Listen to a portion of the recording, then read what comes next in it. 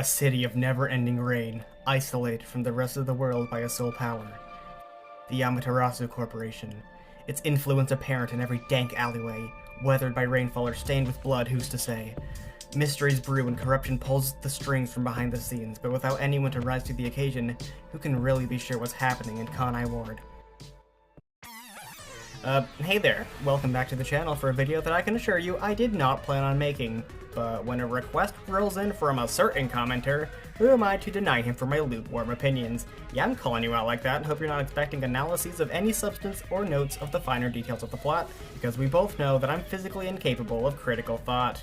The topic of today's video, Master Detective Archives, Raincode. If you haven't caught on by now, I played through Raincode recently and loved it. A good amount of you are actively fueling my new Raincode interest, but some of you aren't familiar with the game. I'll warn you now, I'm not going to stray away from spoilers because I don't want to. Firstly, a brief explanation of the game for those of you who don't know, because there are still a few people who ask. Chances are if you keep up with this channel at all, you're a Danganronpa fan. If you're not, and this just floated to the top of your feed, hi! Glad to have you. Run while you can. Raincode is a detective game set in the mysterious city of Kanai Ward, following amnesiac protagonist Yuma Kokohead and his deuteragonist death god waifu Shinigami. It was released fairly recently in 2023 and was developed by, you guessed it, the team behind Danganronpa, including Kazutaka Kodaka at the helm, Rumiko Matsuzaki for the art, and Masafumi Takada on the beautiful music of which you'll listen to a track as we speak. So now that everyone who bothered to stick around is an expert on the game, I should stop stalling and start rambling aimlessly about the game. The game drops us directly into a Chapter 0 instead of a prologue like the Danganronpa games, which is something that I personally liked. The main appeal to these games is, of course, the mysteries, and right off the bat, there are several. Chapter 0 is, for all intents and purposes, a demo that sets the tone for the rest of the game, and it sets it loud and clear. That is, people are gonna die, you're gonna figure out how and why. Obviously, this is a mystery game. As a protagonist, I honestly didn't feel for Yuma very much at first. In the ice cream shop of characters, Yuma is vanilla, which is something that I think many protagonists deal with, so I can't really fault him that much for that. Yuma feels like a cursed homunculus, well, bad choice of words on my part, made from Makoto's cinnamon rollness, Hajime's lack of identity, Shuichi's general patheticness, except with Kyoko's face and Kibo's voice. I've said it before and I'll say it again, Kodaka has only made a couple dozen original characters and everyone else is just molded together from the mixed and matched scraps. I don't think that's really a criticism though, since this guy's written no less than like 100 characters by this point and I eat that crap up ravenously every time. I can hardly write one cast of unique characters. I did end up respecting Yuma eventually, but that only really happens after sticking with him through an entire game. Shinigami is a completely different story though. I dare say that she's tied as my favorite character with somebody who I'll get to. Shinigami is the secondary protagonist and she does a damn good job at it. She finds a good balance between being comic relief but having more serious moments when she needs to. As a god of death, she's adequately, you know, fine with murder and crime, but she's also supportive of Yuma. I found her pretty funny most of the time, which is more or less the main factor that sells me on a character. I'm a simple guy, I like the comic relief. Random time to interject with this though, can we talk about the art and designs? Some of the 3D models can be kind of uncanny at times, but in the end I think that they did a great job translating Kamatsuzaki's style into 3D. Better than previous attempts at least. In regards to the sprite work, quality-wise it's superior to Danganronpa. Does that mean that it's going to be progressively harder for me to replicate when I inevitably try to? Yes, that's exactly what it means. Edit, easier than I thought. While the headshot-only sprites worked for the games, it makes videos with them a little more difficult. Legend has it, the sprites do go farther down than shown in the game, but alas, the examples I could find of that are limited. And the overall aesthetics of this game are amazing. I love the louder neon color palettes used as opposed to Danganronpa's duller ones. Last Defense Academy seems to have a mix of both, which is definitely the right way to go if you ask me. If you couldn't tell, I'm also freaking hyped for the 100 line. Sorry, I'll stay on topic. In regards to the character designs, Rui absolutely cooked. Even less important characters have memorable designs that had me interested in them, even if they only appeared for a single chapter then disappeared off the face of the earth. But once again, I'll get to them when I get to them. And in regards to the audio, as I've already said, it's the same Danganronpa music maker, and some of these tracks definitely remind me of DR's soundtrack, with some new ones that fit Raincode's vibe more. The voice acting is great, as always. The lip syncing has less effort put into it than Kuruma's entire personality, and by that I mean they straight up didn't sync it to the English audio, but I stopped really noticing that after the second chapter. The slightly obvious audio splicing in some lines is also painfully noticeable, and things like that do make me wonder if the localization was rushed, but both the new and returning voice actors absolutely nailed it, and that's what matters. Back to Chapter 0, it takes place upon the Amaterasu Express, which has a familiar claustrophobic feel to Danganronpa. The train is en route to Kanai Ward, a city isolated from the rest of the world and filled with mystery. Upon the train, there were 5 detectives from the World Detective Organization, which is exactly what it sounds like. By the way, this game has a glossary in the menu of important story terms, which is possibly the most helpful feature that they could have possibly added, and I hope that they continue adding that in future games because I referred to it a lot. I gotta say, Chapter 0 was possibly more of a fake out than Kaede was in V3, and it's a very effective one at that. Yeah, the protagonist being the Blacken of the first case was quite a shock. What's a better way to one-up that than to kill off the entire cast in an hour? Oh hell yeah, now I'm invested in the game. Look, say what you will about wasted character potential, but I'm all for a twist like that. It's such a Kodaka move to have these characters played up like the main cast and then immediately turn around and barbecue them all just for fun. That twist was hype, but the characters themselves were fine. My favorite of all of them was Poochie. I definitely play up my love for her and despair at her death for the bit, but I did genuinely like her even if she just did feel like a Chiaki 2.0 with the personality of a microwave. She may have only had like 2 minutes of screen time, but she did well in those 2 minutes. Shut up, you brain-dead idiots! Good job. Zange was some unremarkable old guy. Zilch honestly just reminded me of Byakuya, and if Melamy even had a personality, I certainly don't remember it. Somehow, my opinion of Aphex ended up doing a complete 180 from hated to my second favorite of the group. He reminds me a little bit of Fuyuhiko Armando, a little rough around the edges, but a capable ally if you manage to get on his good side. The forensic fortes are unique skills developed by master detectives to help with their detective work. Those are the ultimate talent standards of this game, and some of them are kinda cool. But all the cool ones went to later master detectives, and Chapter 0 was left scraping the bottom of the barrel for the rejects. Poochie had good hearing, which, while tame, ends up being arguably the best forte in the group. Zange can project his memories onto smart devices, except he dislikes modern cell phones. Aphex can sense living things nearby, which Poochie can also do by listening for heartbeats, and she can do so with much better versatility. Zilch can control animals as long as they happen to be 4-legged mammals, particularly less intelligent ones, which I think would be a lot less useful than it sounds. In my opinion though, Melamy is the worst offender of having bullshit fortes of them all. She can channel spirits of dead people, which sounds like it'd be the best forte of all, but to do so she has to wear clothing from the deceased person. The clothing has to be her size, and if she is to be believed, has to abide by her sense of fashion. That last part might not be a strict condition, but I do think that the size thing makes it way too conditional to ever actually be useful in many scenarios. It should also be noted that she's the only master detective to physically appear in the game who never uses their forte, so do with that information what you will. So it's a passable cast. As mentioned, all of them end up dying on the train as Yuma finds their charred corpses one by one. Of course, that's the mystery. Who killed them? The mystery segments of the game follow the expected formula. Someone dies, we investigate, then we put together clues to solve the case through minigames and stuff. The investigations take a step up from Danganronpa investigations, especially after Chapter 0, no arguments about that. While both games have you looking around a few rooms to collect clues, raincodes feel much more in-depth. Unlike Danganronpa, Raincoat has a lot more room to go wild on the mystery, with themes such as multiple victims, which of course adds another layer of intrigue. As the train pulls up to the station in Kanai Ward, things really begin to get going though. This is Swank, he likes money. So anyway, the mystery labyrinths opened by Shinigami. Sorry, that's such a stupid transition. The mystery labyrinths opened by Shinigami take the place of the class trial. I wouldn't say that they're the most flawless replacements, but they do the job decently enough. It also just so happens that every single time they enter a mystery labyrinth, Yuma's actively in peril, which is honestly just sad. Poor guy can't catch a break. Outside of the mystery labyrinths, time doesn't move, so they have plenty of time to solve the mysteries. I don't remember every detail, but the labyrinths are manifestations of the mysteries of the cases, and by gradually solving the mysteries, you get closer to a solution. I'm indifferent to the concept, but the actual gameplay in the labyrinths are kinda mid. Just like Danganronpa, there's dialogue with minigames sprinkled in, but in all honesty, I think I prefer the hectic arguments of Danganronpa class trials. In each chapter, the only people in the labyrinths are Yuma, Shinigami, and another detective if there's one assisting you in the chapter's case, so the intrigue of the discussions can be limited by that quite a bit. The in-between discussions also take place as Yuma and Shinigami just walk down a hallway. That's half of the mystery labyrinth, walking down a hallway. Are the minigames better? They're admittedly nothing groundbreaking. There are the non-stop debate equivalents fighting against mystery phantoms, manifestations of real people who want to obscure facts of the case, most often the peacekeepers. A Hangman's Gambit equivalent involving Shinigami in a bikini, and a closing argument equivalent whose name I can't pronounce. The only new one I can remember is called God Shinigami, in which a giant Shinigami just friggin' charges the defensive mystery phantoms, which has absolutely zero reason for existing other than being cool. Which of course means it's my favorite one. Much of the Danganronpa trial hype was beating the rest of the characters in a battle of wits and saving everyone through swift deduction against the risk of everyone you care about dying. Raincoat doesn't quite hit that sweet spot though. I believe that there's canonically a time limit on the mystery labyrinths, but in-game you can take literally as much time as you want. As Danganronpa, there's a stamina meter that gradually goes down when you make mistakes, but this was literally pointless. I played the game with whatever the normal difficulty was, so maybe it's improved at a higher difficulty, but I genuinely didn't have to look at the stamina meter once throughout the entire game, and I made a ton of mistakes.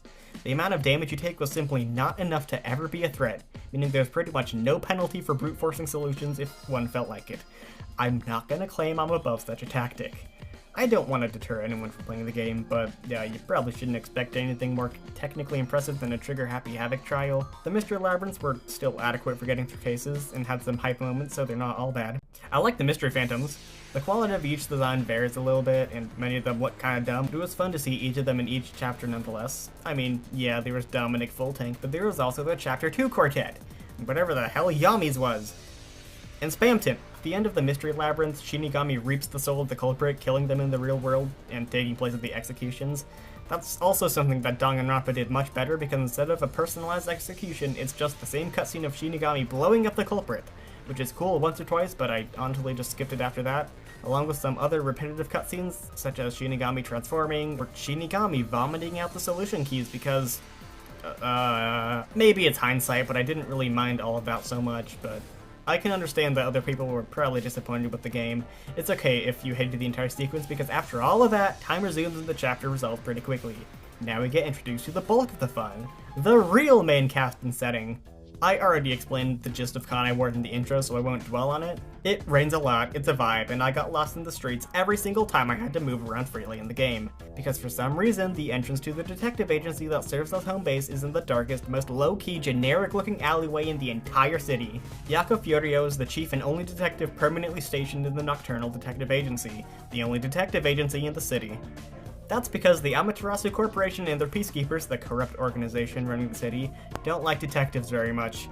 He's the one to save Yuma from immediate death from Swank, and serves as something as a boss to Yuma and the others. I made this in the best way possible, but Yako reminds me of Haiji if everything that made Haiji was cut out and left behind, leaving only this attractive, mildly homeless looking and slightly cowardly resistance leader in its place. Nope, not that resistance leader.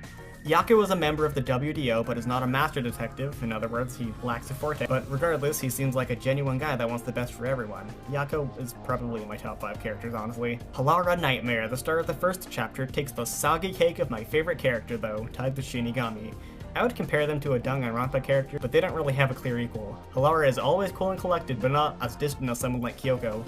Halara is simply the physical embodiment of badass. And they have an actually helpful forte, that being the ability to see a crime scene at the exact moment it was discovered.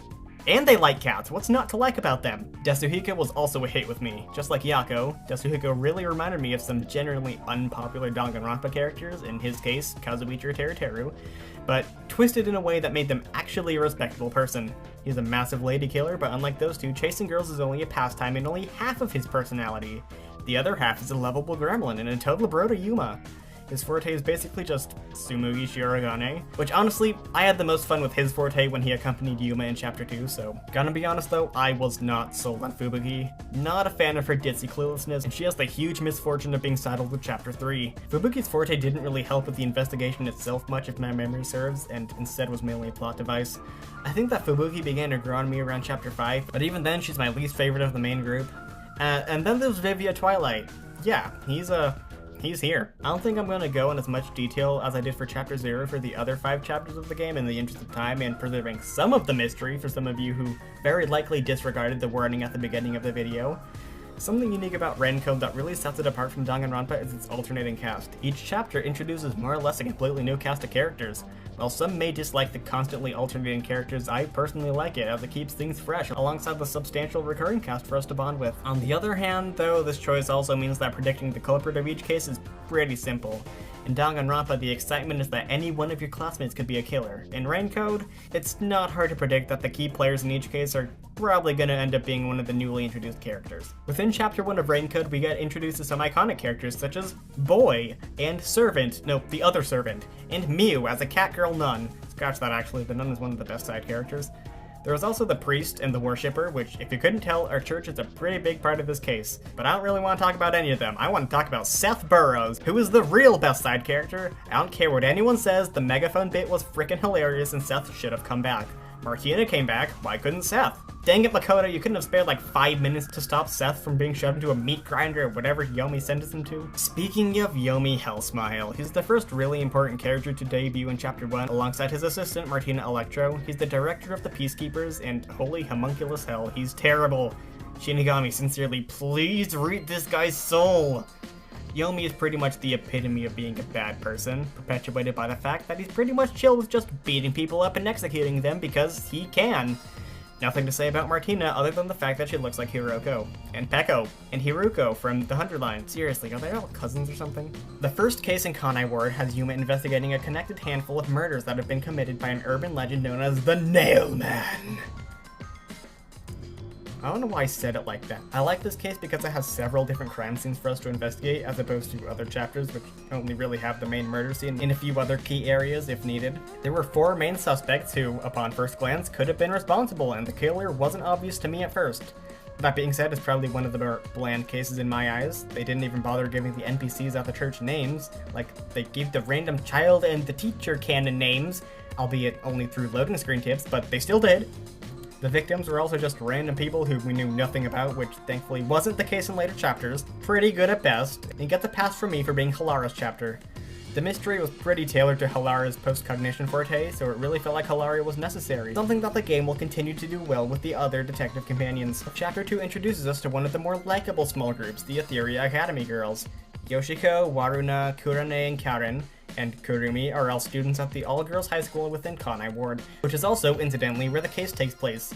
And also the case where Desuhiko joins us, which was certainly a choice. There's also the teacher that Desuhiko steals the identity of in Aiko, who is dead. Kurumi is the most important character introduced here since she will be a recurring character. Kurumi very much seems like she is being pushed to be Yuma's love interest. I like Kurumi, don't get me wrong, but that is not really the way to make a character super compelling. The case itself is one of my favorite in the game, rivaled only by Chapter 4. The murder occurred before our eyes during a play, so figuring out the convoluted method in which the victim died was cool. The culprits ended up being 3 of the schoolgirls who hatched a revenge plot on the victim who was responsible for the aforementioned Aiko's death, and I honestly felt bad for having them raped. Going undercover for the investigation was lots of fun too, and Yuma absolutely rocked that uniform. The play segment was lengthy and boring, and I didn't really care about it, but it did result in a murder. There were a few questions I had that were never answered, like, seriously, how the hell did Waruna hide the spare wine glass while on stage? I need to know. Also, why did the school just have a giant bottle of poison? Also, who thought that a poison that lost its potency so quickly would have to come in such large quantities?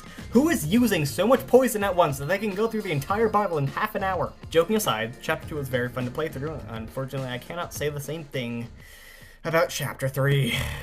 Sit down, because I have some opinions about Chapter 3. Let's get Makoto out of the way. Makoto Kagutsuchi is the masked mystery who also happens to be the CEO of Amaterasu Corporation. While he appears to want to be friends with Yuma, I could see the revelation that he was evil coming from miles away. If someone didn't see that coming, I don't think they played the game. Makoto is fine and all. I don't hate him, he's interesting, but the rest of the chapter is pretty bad, to put it lightly. The Nocturnal Detective Agency was sunk in the previous chapter, which means that Yuma was separated from the rest of the cast, not knowing whether or not they're actually alive. Spoilers, of course they're all fucking alive. Yuma was saved by Makoto, and after leaving Makoto's home and returning to where the Nocturnal Detective Agency used to be... Huh? What the? Oh, man!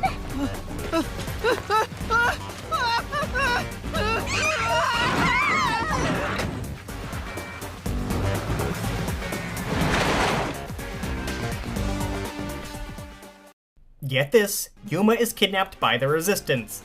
Who's the Resistance? That's a great question. Apparently there's a Resistance fighting against the Amaterasu Corporation, who's never mentioned before and will never be mentioned again. Yep, they want Yuma to join their cause, and if he doesn't, they'll just kill him. Not really, that's a joke. Or is it? Excuse me, did I get that right? Yuma's basically strong-armed into teaming up with Servan to place security cameras around the city, which I totally called for problems, by the way. Yeah, they just forced Yuma to become a terrorist because violence is always the answer. But let's take a look at the rest of the new cast, shall we? Shachi is the knucklehead who leads the Resistance. Margala is just some old guy who was an accountant or something, I don't know. Somehow it's Iruka, the extremely mentally unstable, trigger-happy gunslinger that's on board with just shooting Yuma immediately, that ended up being one of the most likable characters, and I'm pretty sure she only appeared in one scene. Icardi is this bastard who hasn't quite perfected his Kazuichi Soda cosplay, and Servan is also here! Servan is fine, but I failed to pay any attention to any of the things he did because for some reason they cast a Derek Stephen Prince to be this random one-off side character. Imagine you're at the checkout lane in Walmart and the cashier was Mark Hamill or something. Guillaume Hall, I don't know if I'm saying that name even remotely right, and Dominic Fulltank were also introduced as the peacekeepers who want Yuma dead today, and while Dominic is utter trash, Guillaume was pretty okay. Amatsu liked her. Previous chapters had us investigating the charred corpses of our allies to find the killer on an isolated train where nobody else could have possibly been on board, looking at gruesome serial killing crime scenes, and an intricate revenge plot that played out before our very eyes. I'm not even gonna beat around the bush with this case. Icardi shoots Shachi and Swan dives off the side of the building so we can go rob a bank! I'm not even joking, that's the motive! I can forgive things in Danganronpa for being a little bit dumb, but I think that this case was so legitimately ass that I cannot help but clown on it as much as humanly possible. You could remove literally everything after the Makoto interaction and skip right to chapter 4 and lose absolutely nothing of value. It feels like they were desperately trying to pad for time and couldn't think of any cases in which Fubiki could actually be useful, so they just threw something together last minute and called it a day. Also realizing just now that it's the 4th chapter of the game and the sole buff character died. Honestly, not even surprised or that sad because I hated Shachi, but still, way to stick to the formula, Kodaka, I guess. I guess that an argument can be made that this chapter serves as insight to the lives of people who have been deeply and truly affected by Amaterasu Corporation's actions, tattered and beaten, cast out to the city slums they soldier on with a noble cause. But no matter how you slice it, zero motivation is ever given to us to care about these characters. In my mind, the entire chapter was getting to the end so I could figure out what happened to the other detectives, which is also kinda half-assed because they all just show up fine at the end of the chapter, having already solved the entire case on their own, by the way, so Yuma and Fubuki solving the labyrinth at all only ended up killing Icardi, who was already in custody. After the crap show that was chapter 3, things go back to being pretty good. I dare say great. Chapter 4 introduced by far the least characters, with only a few Amaterasu characters really being relevant in any capacity, but at least they were of equal to greater quality than the previous chapter. The incredibly important Dr. Weska, and this creepy guy who you borrow a robot from real quick and then never speak to again. What is there really to say about Weska? He's a scientist obsessed with his research, to the point where he's sealed himself inside of his extremely guarded lab for months on end. He turns everyone away, and when blood starts to flow, it makes for a genuinely stumping locked room mystery that tops anything Danganronpa has thrown at us. Or maybe I'm just stupid, that's also a very real possibility. The chapter takes place largely in the secret lab in Amaterasu HQ, meaning we are once again in a pretty isolated area. While this is technically Vivia's chapter, this chapter is unique in that it features all of the master detectives in a significant capacity. We get to see them work as a team for once and face off against the peacekeepers. Halara beats up several people. It's peak. Vivia's forte is casually just leaving his bodies, so I guess it's not an exaggeration to say that he can solve cases in his sleep. He's gotten like a minute of accumulative screen time so far, so it's about time we get to see more of him. The verdict? It's Yako! I am confident in saying that Yako's death is the closest I've come to crying when playing a Danganronpa or DR adjacent game. How could I not be sad over it? Yako's death is great in particular because he's someone that we actually cared about. Since arriving in Kanai Ward, Yako was our first ally. Even though he never directly participated in solving a case, he was always just there, vibing in the background. Even the Chapter 0 quintet didn't have this kind of connection with us. Rest in peace, Chief. Hope there are meat buns in homunculus hell. Oh, right, we're about to be murdered? Looks like you're gonna get to die today, Vivia. Finally, we get to see Yomi get served a frigid helping of cold justice as Martina just casually strolls in through the door to arrest him. Massive points towards Martina and Makoto for this scene. Very satisfying to see Yomi and his stupid hat finally out of the way. I don't even care that Makoto's probably evil. Chapter 5 is the finale of the game, meaning that, of course, all the mysteries are solved. Yuma wakes up for the umpteenth time in some random place he's never seen before, but this time he's accompanied by Kurumi. Over the next few minutes, they'll discover that they're in Kanai Ward's restricted sector, where there is supposedly a body dump or something. Is that just a rumor? Surprisingly, no. That's exactly what this is. Then the zombies come. So I've mentioned homunculi several times so far. What's the deal with that? The secret of Kanai Ward is that research to develop immortal homunculi was being conducted. They succeeded in cloning the entire city, but the homunculi were imperfect and ended up killing all the real people. Makoto took control to save the city, and the world for that matter, setting up a rain cover to prevent the sun from reaching the new homunculi citizens, and a factory to make meat buns out of convicted felons, because homunculi will go crazy again if exposed to the sun or starved of human flesh. Also, homunculi can still die, but they'll just come back to life with significantly reduced cognitive function, and end up more or less as the zombies in the restricted sector that we see. Okay, first of all, god damn, Kodaka! The meat bun thing came completely out of left field. The realization that all of the residents were homunculi was a world-shattering revelation on its own, but that's only the beginning of it. Makoto frickin' shows up in the mystery labyrinth, which she isn't supposed to be able to do, by the way, and sword fights Yuma, which I thought was just cool as hell. Turns out Makoto was also a homunculus of Yuma, who was actually the #1 at the WDO. Suddenly Hajime Hinata. This case's investigation sequence was pretty middle of the road though. With Kurumi, Yuma finds an unmanned factory producing meat buns, and nearby, Yuma finds the site where the homunculi were made in the first place. Kurumi helps with like half the investigation before running off on Yuma, so goodbye, I guess. First of all, rude. Second of all, I'll get to second of all in a moment. After the initial excitement of a zombie apocalypse, the rest of the investigation is fine at best. Definitely not helped by the fact that we're alone in this factory, compared to other cases where we had cool powers to play around with, and at the very least, friends that aren't dead. Oh, yeah, they faked out the deaths of the rest of the detectives again. Yuma just finds their bodies one by one in the factory, cannibalized by undead homunculi, but I have a few issues with this. For one, it's pretty pointless. Killing off the entire main cast doesn't really mean anything to the player, since at this point we're just expecting it from Kodaka. This doesn't really mean anything for Yuma other than, ah, dang it. Actually, Yuma himself doesn't even consider for a moment that they're actually dead and just pushes the idea that those are faked bodies, which they are. It was blown off immediately, which makes me wonder, really, what was the point? Also, there's the obvious question of the machine that makes the homunculi being in total ruins, so how the heck did Makoto make homunculi of the 4 of them anyway? Never mind where he got their DNA from. Yeah, it was kind of stupid, but I think it did end up reinforcing Yuma's theory on the homunculi replacing everyone, so I guess it somewhat gets a pass. The game had an okay start, a somewhat rocky middle, but in the last few chapters things got extremely exciting, as they tend to. Are the twists well written? Who knows and who cares? I liked them. I was so convinced that Chapter 5 was gonna have a special guest to help solve the case. After all, why shouldn't I expect that much? Besides the tutorial case, the rest of the cases all had an assistant. My initial prediction at the beginning of the game was that it'd be Yako, but that didn't happen. Kurumi kind of ended up helping with the investigation, but she didn't actually come into the mystery labyrinth and just took a nap outside. Thinking back on it, I think that leaving Kurumi out of the mystery labyrinth was a huge missed opportunity.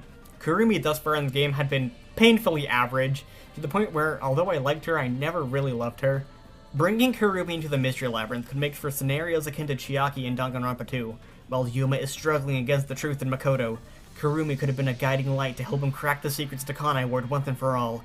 In turn, we would have been able to view Kurumi's reaction to learn that she's an artificial homunculus clone of a person she murdered, and that she's been eating human flesh for several years. That would sincerely screw her up. And then it could be Yuma's turn to help Kurumi through her identity crisis. These exchanges would only serve to enhance the relationship between them. The relationship that's just been inexplicably present for half the game. Yako has shown us that a character doesn't have to be excessively out there to be great, but Kurumi was just denied any chance to do anything but give Yuma a little bit of help during investigations. This would also finally give Kurumi and Shinigami a chance to meet. After bullying her for 3 chapters, how would Shinigami treat Kurumi once Kurumi can swing back?